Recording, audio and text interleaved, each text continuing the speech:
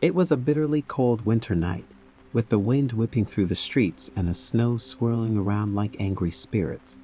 Tom was exhausted after a long day at work, and all he could think about was a warm fire and a hot meal waiting for him at home. He trudged through the deserted streets, his breath coming out in little puffs of steam, his feet crunching through the fresh snow. The streetlights flickered and buzzed overhead, casting a sickly yellow glow over everything. The silence was eerie, broken only by the sound of Tom's footsteps and the occasional gust of wind. He shivered and wrapped his coat tighter around him, wishing he had taken a taxi instead of walking home. Suddenly, he heard footsteps behind him. He turned around, but there was no one there. The footsteps continued to follow him, getting louder and more urgent with each passing moment. Tom's heart started to race. He quickened his pace, but so did the footsteps. Now he could hear heavy breathing and the sound of ragged clothes brushing against the snow. Tom turned around again, but all he could see was the swirling snow. He was starting to feel a little uneasy. He had a feeling that he was being followed by something.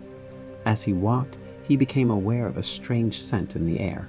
It was a sickly sweet smell that made his stomach turn. He couldn't place it, but it made him feel sick and dizzy. The footsteps behind him were getting louder and more urgent. He could feel a person getting closer. Suddenly, a hand reached out and grabbed him by the shoulder. Tom screamed and tried to pull away, but the grip was too strong. He looked up and saw a figure looming out of the darkness. It was a man, dressed in rags and covered in dirt and grime. His face was twisted into a grotesque grin, and his eyes glinted with madness. "Hello there," the man said in a low, raspy voice. "I've been waiting for you." Tom tried to pull away, but the man's grip only tightened.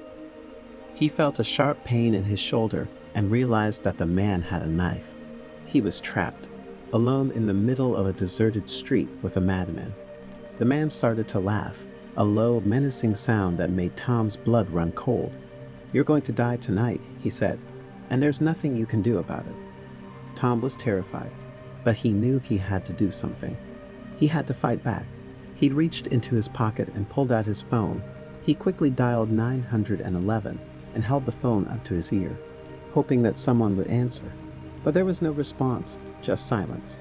Tom realized that he had no signal. He was completely cut off from the world, alone with a madman and no way to call for help. The man started to move closer, his knife glinting in the moonlight. Tom knew he had to act fast. He looked around and saw a broken piece of wood lying on the ground. He quickly picked it up and swung it at the man, hitting him squarely in the face. The man screamed and stumbled backwards, dropping his knife. Tom took advantage of the opportunity and ran as fast as he could. He didn't look back until he reached his home. He was panting and shaking with fear when he finally made it inside. He collapsed on the floor, feeling like he had just narrowly escaped death. He knew he had to call the police, but he couldn't move. He just lay there, staring up at the ceiling, wondering how he had come so close to losing his life on a cold winter night. The police arrived shortly after, their flashing lights illuminating the snow-covered street. Tom stumbled to his feet and opened the door, relieved to see them. He told them everything, from the footsteps behind him to the strange smell in the air to the madman with the knife.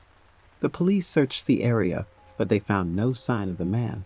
They took Tom's statement and told him they would keep an eye out for anything suspicious in the area. Tom spent the rest of the night huddled by the fireplace, the events of the evening replaying in his mind. The next day, the police contacted Tom with some shocking news. They had found the man who had attacked him, but he wasn't just any ordinary criminal. He was a notorious serial killer who had been on the run for years. He had been living in the abandoned buildings in the area, hunting for his next victim. Tom was stunned. He had been so close to becoming the killer's next victim, and he had no idea. The police assured him that the killer was in custody and that he would never hurt anyone again. Tom tried to move on from the traumatic experience, but he couldn't shake the feeling that he was being watched. He started to avoid walking alone at night and became paranoid. The memory of the killer's face haunted him, and he couldn't help but wonder if he had seen him before. Months went by, and Tom started to feel like he was finally getting his life back on track. He had put the incident behind him and was starting to feel safe again. But then one night, As he was walking home from a late-night shift, he heard footsteps behind him once again. He turned around, expecting to see a passerby, but there was no one there. The footsteps continued to follow him, getting louder and more urgent with each passing moment. Tom's heart started to race, and he broke into a run, knowing that he had to get away. But as he ran, he heard the same sickly sweet smell that he had smelled on the night of the attack. It was unmistakable, and he knew that he was being followed by the same killer. He didn't look back until he reached his home, where he slammed the door shut and locked it behind him. Tom knew that he couldn't run from a killer forever. He had to face his fears and fight back. He waited, his heart pounding in his chest, as the footsteps outside grew closer and closer, and then, with a burst of adrenaline, he flung open the door and charged outside. But there was no one there. The street was empty, and the only sound was the howling wind. Tom realized that the killer had been a figment of his imagination, a ghost that he had conjured up from his own fears and memories. He laughed at himself, feeling foolish and relieved at the same time. He knew that he had overcome his fear, and that he was stronger for it. As he turned to go back inside, he caught a glimpse of his reflection in a nearby window. And there, standing behind him, was the twisted face of the killer, grinning at him with mad, bloodshot eyes. Tom screamed, but when he turned around, there was no one there. Just the silent, frozen street, with the wind howling through the empty buildings. Tom stumbled back, his heart racing as he looked around frantically. Had he really seen the killer's face in the window? Or was it just his imagination playing tricks on him again? He took a deep breath, trying to calm himself down. He knew that he couldn't let his fear control him. He had to face his demons head-on. He stepped forward, determined to confront whatever was lurking in the shadows. But as he walked, he realized that the street was changing. The buildings around him were shifting and warping, like they were alive. The snow on the ground was turning black and writhing like a mass of tiny worms. The wind grew louder, howling like a chorus of lost souls. Tom stumbled and fell, his senses overwhelmed by the surreal landscape around him. He closed his eyes, hoping that it was all just a nightmare. But when he opened them again, he saw something that made his blood run cold. The killer was standing in front of him, his face twisted into a grotesque grin. He was holding a knife, and his eyes glowed with an otherworldly light. Tom tried to stand up, but he couldn't move. He was frozen in place, unable to escape. The killer advanced, his knife glinting in the dim light. Tom closed his eyes, waiting for the end. But instead of feeling the blade of the knife, he felt something cold and wet on his cheek. He opened his eyes and saw that the killer was no longer there. He was alone in the street once again. Tom stumbled to his feet, his mind reeling with confusion and fear. He knew that what he had experienced couldn't be real, but it felt so vivid and terrifying. He turned and ran back to his home, not looking back until he was safely inside. He collapsed on the floor, his heart racing and his breath coming in short gasps. Tom knew that he would never forget the horror that he had experienced that night. It would haunt him for the rest of his life, a reminder that the line between reality and nightmare is sometimes thinner than we think. He realized that he had survived not just one, but 2 encounters with the killer, and he knew that he would never be the same again. It was a cold winter night, and the snowflakes fell softly from the sky, covering the ground with a pristine blanket of white. Jack, a young boy of 12, was sitting in his bedroom, staring out the window, his breath fogging up the glass. He watched as the snowflakes continued to fall, feeling a sense of peacefulness wash over him. However, that peacefulness was soon shattered by a loud knock on the front door. Jack's parents were out of town, leaving him alone in the house. The knocking continued, growing louder and more urgent with each passing moment. Jack hesitated for a moment before getting up from his bed and making his way towards the front door.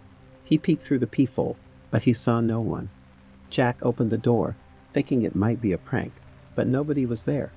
The only thing that greeted him was the frigid winter air and the sound of the wind whistling through the trees. Jack shrugged it off, thinking it was probably just the wind playing tricks on him. However, his relief was short-lived as the knocking started up again, this time coming from his bedroom window. Jack's heart raced as he cautiously made his way back to his room. As he got closer, he could see a figure outside his window, tapping on the glass with its finger. Jack's initial thought was that it was a prankster, but something about the figure made his skin crawl. The figure was tall and slender, its features obscured by the shadows.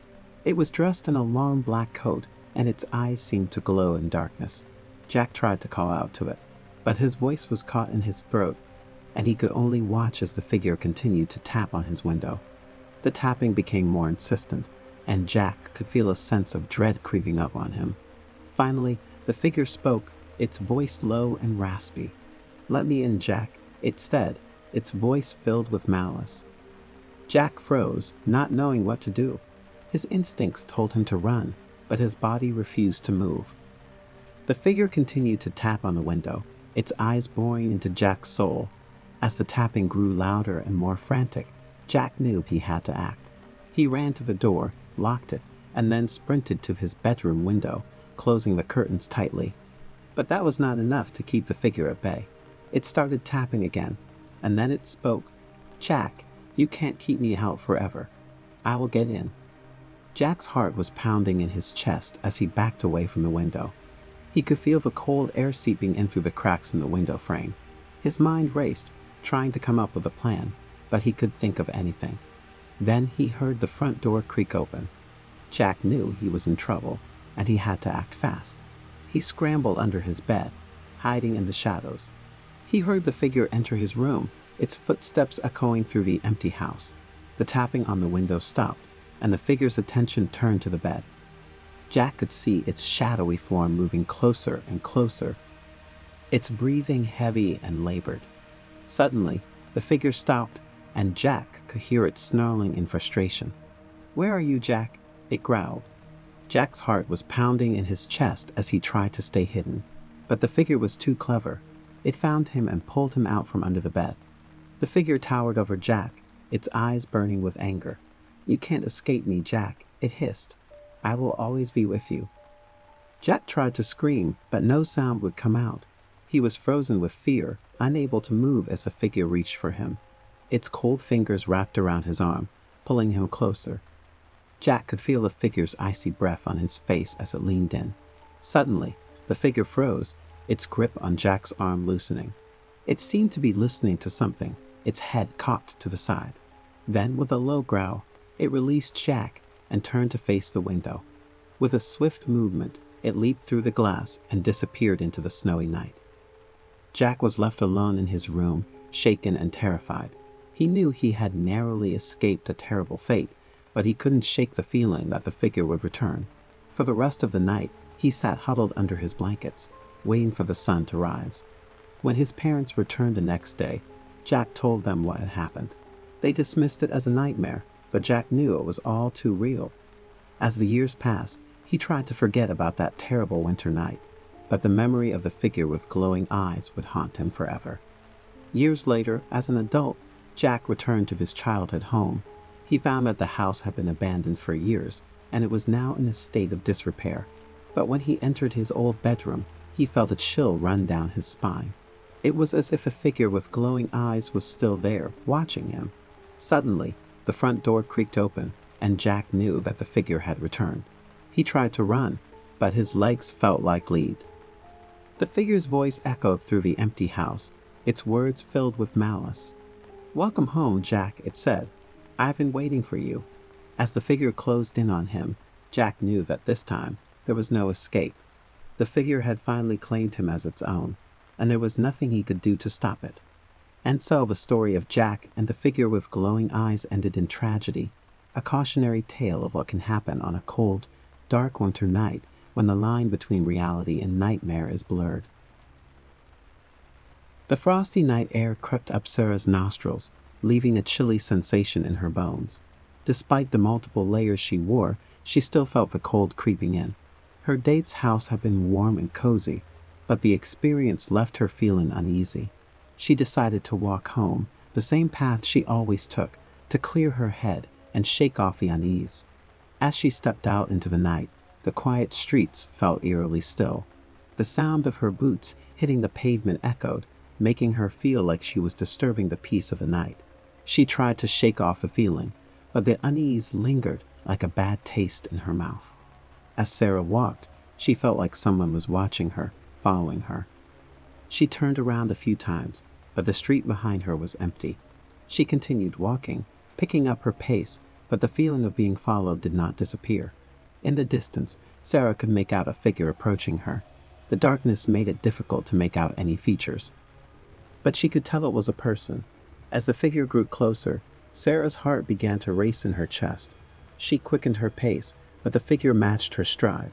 It was a man, tall and imposing. His face was difficult to see, but his voice was low and menacing. "Hey there, beautiful," he said, his words dripping with a disturbing sense of familiarity. "What are you doing out here all alone?" Sarah tried to ignore him and kept walking, but he stepped in front of her and blocked her path. I said, "What are you doing out here all alone?" He repeated, his voice more menacing this time. Sarah's pulse quickened as she tried to push past him, but he grabbed her arm and pulled her towards him. She struggled to free herself, but the man was too strong. As the man tightened his grip on her arm, Sarah recognized him as someone from her past, someone she had tried to forget. The fear and panic began to set in as the man spoke. "You can't run from me, Sarah. I've been watching you. I know where you live. You can't escape me." The terror consumed Sarah. She knew she had to find a way to get away from the man. She fought against him, but he was too powerful. The world around her spun in a chaotic blur, and she felt like she was going to die.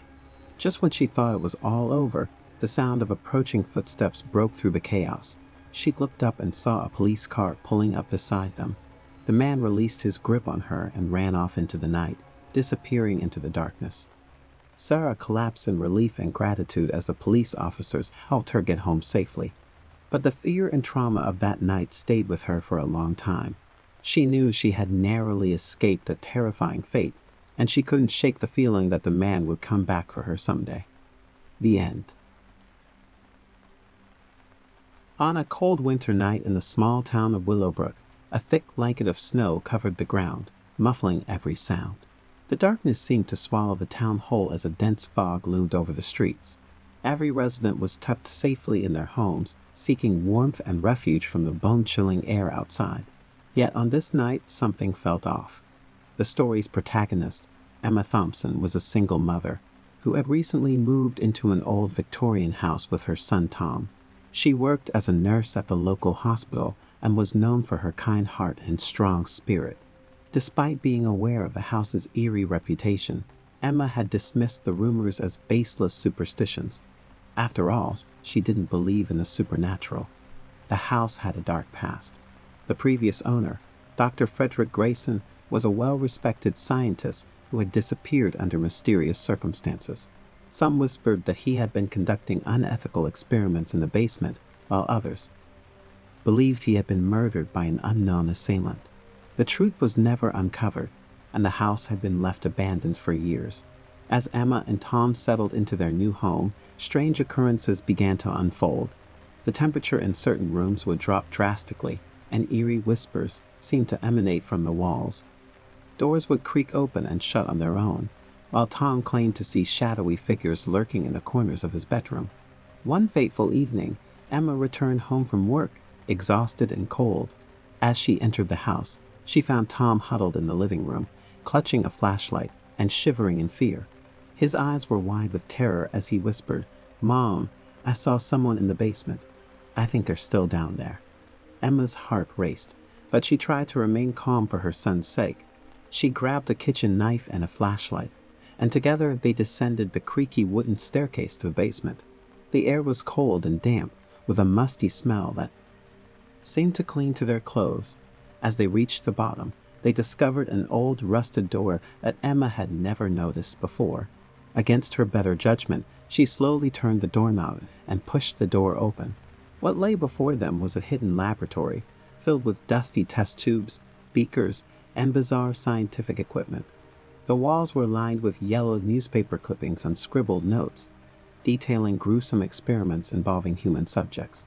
Emma and Tom stood frozen in shock, a horrifying truth dawning on them. Dr. Grayson had been conducting unspeakable experiments in the depths of their home. As they turned to leave, the door suddenly slammed shut, trapping them inside. Panic rose in Emma's chest as she frantically tried to pry the door open, but it refused to budge. Unbeknownst to them, a figure watched from the shadows, its cold eyes filled with malice. It was Robert, a former assistant of Dr. Grayson, who had been presumed dead after the doctor's disappearance. In reality, Robert had been one of Dr. Grayson's test subjects, subjected to countless torturous experiments. The relentless pain and suffering had driven him to the brink of insanity, and he had managed to escape by faking his own death. Over the years, he had been living in the hidden basement laboratory, unable to face the outside world and consumed by his desire for revenge against the man who had destroyed his life. As Emma and Tom struggled to find a way out of the laboratory, Robert silently approached them, his footsteps barely audible against the cold concrete floor. Emma's heart pounded in her chest as she sensed his presence, and she instinctively held Tom closer. "Who are you?" she demanded, her voice trembling with fear. "I am Robert," he replied, his voice barely above a whisper. "I have been waiting for this moment, for someone to discover the truth." Emma's mind raced, trying to comprehend the situation. She knew she needed to find a way to protect Tom and escape this nightmare. "Please, we mean you no harm," she pleaded. "We just want to leave this place." Robert hesitated, his eyes flickering with uncertainty. In that brief moment of indecision, Emma saw an opportunity. She lunged at him, knocking him off balance and causing him to drop the key to the laboratory door. She quickly snatched it up and unlocked the door, pulling Tom with her as they raced up the stairs. As they reached the main floor, Emma slammed the basement door shut and locked it, trapping Robert inside. Breathing heavily, she called the police to report their horrifying discovery. The police arrived at the house within minutes, their sirens piercing the eerie silence that had enveloped Willowbrook. As they cautiously entered the basement, they found Robert huddled in a corner, his body shaking uncontrollably. With a mixture of pity and revulsion, they took him into custody and began a thorough investigation into the hidden laboratory.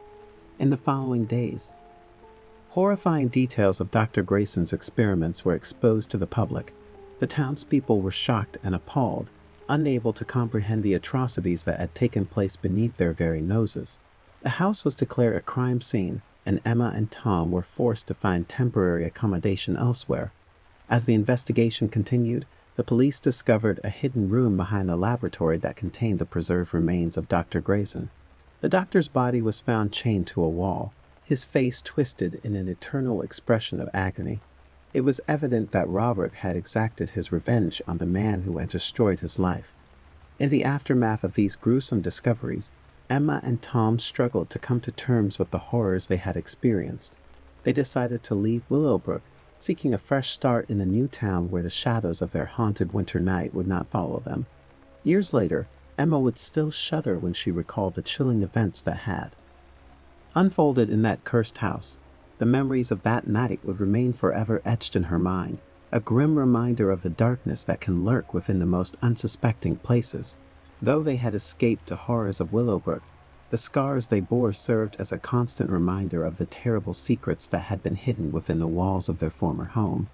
Tom, now a teenager, had grown into a strong and resilient young man. Despite the traumatic events of his childhood, he had become fiercely protective of his mother and was determined to ensure that nothing would ever harm her again. Emma, too, had found strength in adversity, and her experiences had made her more vigilant and cautious. Together, they had built a new life in a peaceful town far away from the nightmares of their past. The memories of that haunted winter night, though still vivid, began to fade as they embraced their new beginning. However, the darkness they had escaped in Willowbrook would cast a long shadow. The once abandoned house, forever tainted by its sinister past, would stand as a grim monument to the horrors that had unfolded within its walls.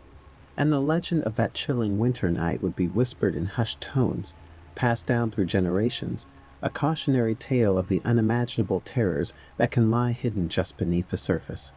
In the end, the story of Emma and Tom served as a stark reminder of the importance of facing one's fears and finding the strength to persevere through even the darkest of times. For it is in the face of adversity that we discover the true extent of our resilience, and it is in the darkness that we learn to appreciate the light. On a bitterly cold winter night in the small town of Willowbrook, the air hung heavy with the threat of an impending snowstorm. The residents huddled indoors, grateful for the warmth of their hearths and the company of their families. Among them was a young journalist named Sarah, who had recently moved to the town to escape her tumultuous past in the city. Sarah's new job as a reporter for the local newspaper was proving to be a welcome change of pace. She relished the opportunity to cover quaint small-town events and was slowly beginning to feel a sense of belonging. Little did she know that her idyllic new life would soon be shattered by an unspeakable horror lurking in the darkness. One night, as she was working late at the newspaper office, Sarah received an anonymous tip about a gruesome discovery at an abandoned farmhouse on the outskirts of town. Unable to resist the allure of a potential headline story, she grabbed her coat, camera, and a flashlight and set off to investigate, despite the worsening weather. Upon arriving at the dilapidated farmhouse, Sarah felt a deep sense of unease. The old structure appeared to have been abandoned for years, its once proud walls now sagging and weather-beaten. As she cautiously approached the front door, she noticed that it was ajar, revealing only darkness beyond. Steeling her nerves, she stepped inside, the beam of her flashlight cutting through the inky blackness. The air was thick with the scent of decay and damp, and the only sound was that of her own shallow breaths. As she moved through the house, her footsteps echoing on the warped floorboards, she couldn't shake the feeling that she wasn't alone. The rooms were strewn with debris and rotting furniture, hinting at the lives that once occupied the space, but had long since abandoned it. A sense of urgency gripped her as she pressed on, hoping to uncover the truth behind the anonymous tip. In the kitchen, Sarah found the first sign of the gruesome discovery she had been told about. There on the floor lay a blood-stained knife. The sight of it sent a shiver down her spine, and she quickly snapped a photo, documenting the ominous find. As she continued her search, the storm outside intensified. The wind howled through the broken windows, and the snow began to fall in thick, heavy flakes. The farmhouse seemed to groan and creak under the onslaught of the elements, as if protesting the intrusion of the living into a space long devoid of life. Finally, she came upon a locked door at the end of a long, narrow hallway.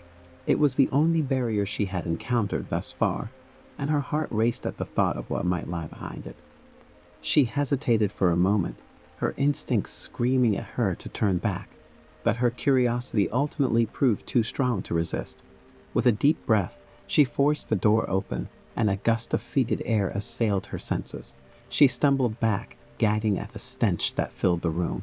Bracing herself, she shone her flashlight into the darkness, revealing a scene of unspeakable horror. There, in the center of the room, were the mutilated remains of several people. Limbs were strewn haphazardly across the floor, and the walls were spattered with dried blood. It appeared as if some twisted monster had torn these unfortunate souls apart, piece by piece. Sarah felt bile rise in her throat, but she forced herself to document the gruesome sight with her camera, knowing that she had stumbled upon a story that would shake the town to its core. As she examined the scene more closely, she noticed something that made her blood run cold. In the carnage, she found scraps of clothing and personal belongings that seemed eerily familiar. The realization slowly dawned on her that these victims were not strangers. They were residents of Willowbrook, people she had met and spoken to in her brief time in the town. Panic set in as Sarah began to wonder what kind of monster could have committed such heinous acts. She thought back to the anonymous tip that had led her here and began to fear that she had been lured into a trap. Every creak and groan of the old house now seemed to take on a sinister tone, as if the walls themselves were closing in on her. She knew she had to leave, to get out of this house of horrors and alert the authorities. Yet, as she turned to retrace her steps through the darkness, she found that the door had somehow closed behind her, leaving her trapped in the room with the dead. Desperation clawed at her as she searched for another way out, her breaths coming in short, ragged gasps. In the dim light of her flashlight, she noticed a narrow window, barely large enough for her to squeeze through. With trembling hands, she managed to pry it open, ignoring the icy chill of the wind that whipped through the opening. As Sarah climbed out into the storm, she couldn't help but feel as if unseen eyes were watching her from the depths of the house, sending shivers down her spine. Struggling against the snow and wind, She made her way back to her car, her fingers numb and her heart pounding in her chest. She could hardly believe what she had seen, let alone process the implications of the grisly scene. Who could have done such a thing, and why? Once safely inside her car, she fumbled with her phone, her fingers shaking as she dialed the police. As she relayed her horrifying discovery, she couldn't help but feel a sense of dread creeping over her. It was as if the nightmare wasn't over yet, as if something was still lurking in the shadows, waiting to strike again. In the following days, the town was rocked by the gruesome revelation of the murders. The victims were identified as several missing persons from Willowbrook, their disappearances stretching back over the past year. An investigation was launched, but no suspects were immediately identified. The people of Willowbrook were left to grapple with the terror that a killer was among them, and that they could strike again at any time. Sarah's life was irrevocably changed by her chilling encounter at a farmhouse. She threw herself into her work, determined to uncover the truth behind the killings and bring the perpetrator to justice. Her nights were haunted by nightmares of a house, the victims' anguished faces staring at her from the shadows, their silent screams echoing through her dreams. She began to feel increasingly isolated, the fear that had gripped the town making it difficult to connect with her newfound friends and colleagues. The investigation seemed to be going nowhere, with no leads or motives to work with. The killer had left no trace, their identity and motives shrouded in mystery. Sarah, however, refused to give up. She pored over every piece of evidence, every interview, and every scrap of information she could find, searching for the elusive clue that would finally bring the monster to justice. Then, one day, as she reviewed the photos she had taken at the farmhouse, she noticed something she hadn't seen before. In the background of one of the images, partially obscured by the shadows, was a figure, a person, standing just outside the window she had escaped through. The image was blurry and indistinct, but it was enough to send a jolt of terror through her. The killer had been there, watching her as she fled. With renewed determination, Sarah shared her discovery with the police, who were quick to act on the new lead. They began to comb through the town's records and surveillance footage, searching for any clues as to the identity of a mysterious figure. It wasn't long before they found a match, a local man with a violent criminal past, who had been living in Willowbrook under an assumed name. The police moved quickly to apprehend the suspect, and Sarah found herself at the center of the climactic showdown. As the authorities closed in on the killer's hideout, a dilapidated shack deep within the woods, she couldn't help but feel a sense of dread weighing on her. The ordeal was far from over, and she feared what horrors she might encounter before it was finally resolved. With her heart in her throat, Sarah accompanied the police as they surrounded the shack. The wind howled through the trees, the only sound in the otherwise eerie silence. As the officers breached the door and stormed inside, she braced herself for the worst. What they found within the shack was a macabre display of the killer's twisted desires. Walls were covered in gruesome photographs of his victims, newspaper clippings about their disappearances, and chilling notes detailing his fantasies. There, in the center of it all, sat the killer himself, calmly waiting for the police to take him into custody. He showed no remorse for his actions, his cold, dead eyes revealing the depths of his depravity. As he was led away in handcuffs, he turned to Sarah and whispered chilling words that would haunt her for the rest of her life. "You'll never be safe.